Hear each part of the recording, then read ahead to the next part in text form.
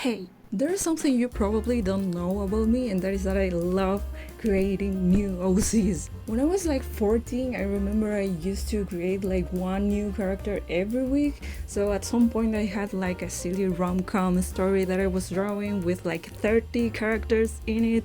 So in this video, I'm gonna be working on this artwork of two of my newest OCs and sharing them in a platform for your OCs called Unvale. Or will I share with you my most secret tips on how to create original characters? So let's get into it. Okay, so quick summary of the characters on screen. These are my two new OCs. They don't have names yet, so stay tuned for the end of the video where I name them, I guess. They are in 2006, you know, the year in which this song came out and this album came out, so, you know, peak of emo culture and alternative rock culture. This guy here, he is a baker and a bassist in some obscure grunge band that's trying to release their first album, and the other one is his girlfriend who's in art school and she's a furry artist. And she runs a popular furry webcomic, but she's never revealed her identity online, so everyone thinks the author is some guy in his basement.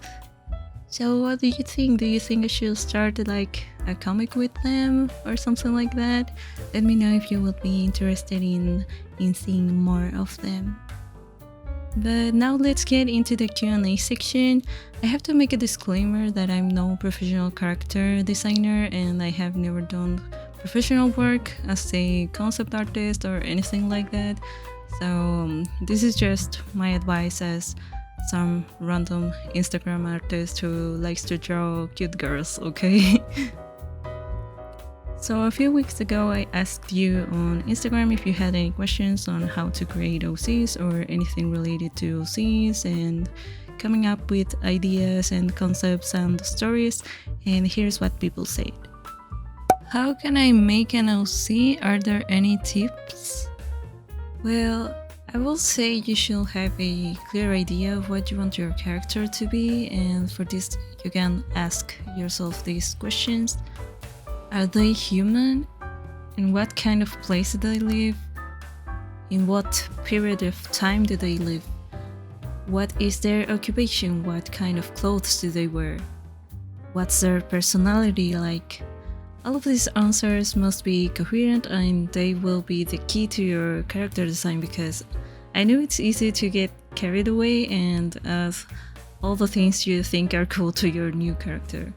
But do they actually look like they belong in the world you created for them? You should always keep those kind of things in mind. How to make a unique character? Does it start with a theme? What's your thought process? How do you decide what ideas to pick and how to execute them? So I'm grouping some of them together because I feel like they have similar answers, and well, usually I start with a vague idea or a vague concept, then I go find some inspiration, and for that my favorite place is Pinterest. I have a lot of boards there, and most of the time I don't even find inspiration by looking at other characters.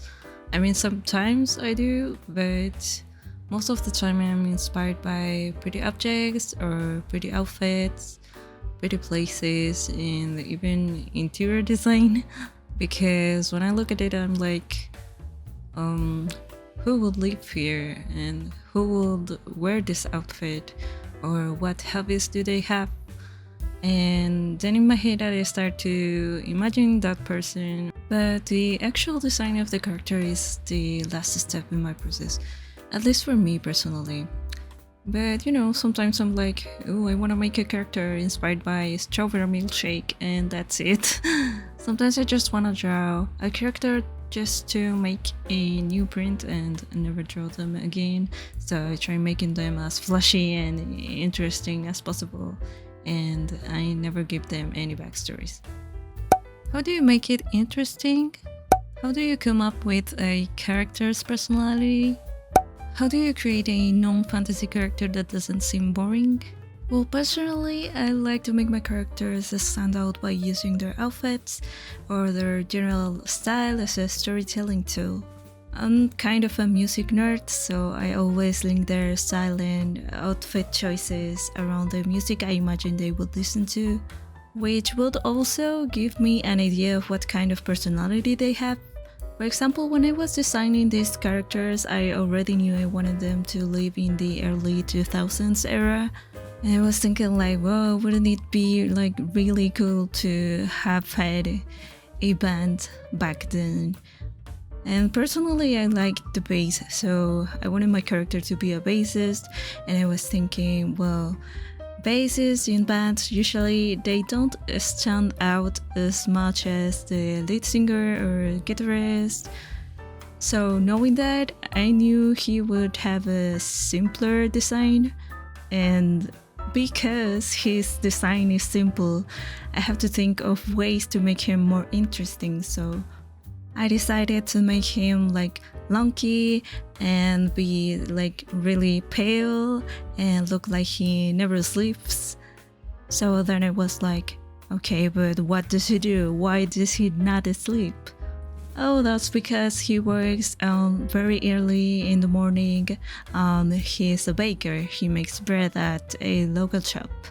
So that's how I connect everything and start articulating the personality of a character and their story, giving them traits to make them more endearing. But also there's people in the world who just look boring, and there's nothing wrong with that. Don't be scared to make your character design simple. If you have a good story to back them up, then you can get away with it, but be mindful that you will have to put in extra work to make others interested in your characters. How to avoid same face syndrome? Well, you could start by looking at your art and see what are your standards when drawing a face. Do you always draw small noses? Well, try drawing a big nose, big hook nose. Or maybe you always draw round faces. Well, try drawing one with sharper angles. Just enrich your visual library by looking at people, like people on the street, people on Pinterest, and just experiment a lot with different shapes.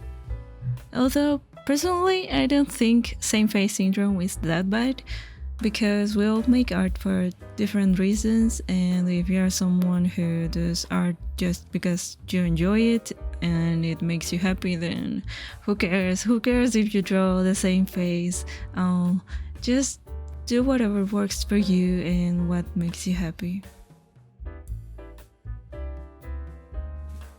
So now that my two little babies are done, I'm gonna show you how to share your disease and their stories with other people who are as invested as you are in original stories and original characters with the help of today's sponsor, Unvale. Unvale is an online platform that would be the home for all of your disease. I know getting people to know your original characters online is not an easy task, especially when you're a new artist, and Unvale is a place where you can create an account and manage your receipts and show them to other people. You can create and customize your profile. Here I created mine. You can upload all the pictures you have of your character, give them a name. I think I'm gonna name them Liam and Mar, because why the heck not? And you can also write a short bio for them and credit the artist or the creator of the character. This way, when people go to your profile, they will see your whole OC collection. And one thing that's really cool about this platform is that you can go in the explore page and take a look at other people's OCs by looking at the newest OC published, or you can search for tags. If you like furries, they got you covered. If you like D&D, they got you. You can click on the characters you like and favorite them. Shops will soon be available in the platform as well, letting you sell characters or trade them or even have actions, which is pretty cool if you are into adoptables. And if you do commissions, you can also state your prices on your profile so people can contact you for work. So go check unvale.io, create an account, and connect with other people through your original ideas. So thank you Unvale for sponsoring this video, and I hope you guys found it helpful. And if you have any other questions regarding character creation, original characters, original stories, then you should leave them in the comment section. And with that being said, thank you so much for watching this video, and see you in the next one. Bye!